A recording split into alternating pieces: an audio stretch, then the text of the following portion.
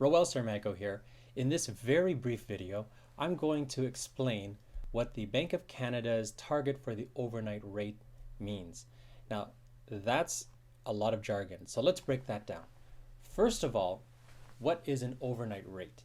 Well, in Canada, the commercial banks need to settle up their transactions at the end of each day.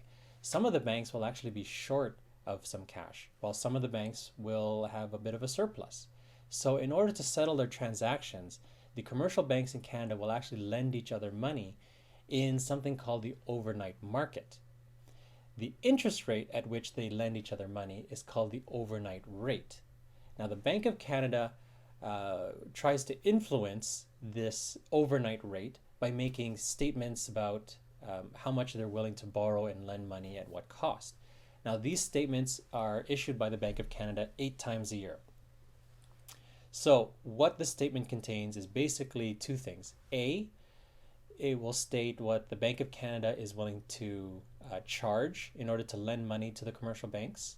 And B, it will state how much they're willing to pay if they were to borrow money from the commercial banks. As weird as that may sound, yes, the Bank of Canada will actually borrow money from commercial banks every so often.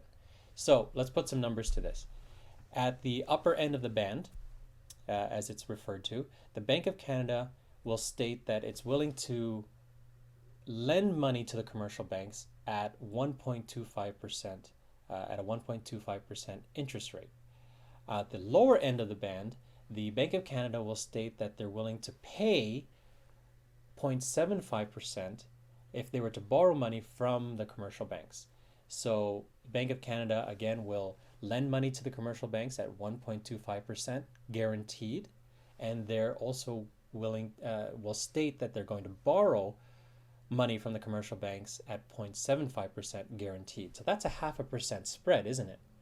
Right smack in the middle is the Bank of Canada's target for the overnight rate, and that's at 1%. Remember, the overnight rate is the rate at which the banks will lend money to each other overnight.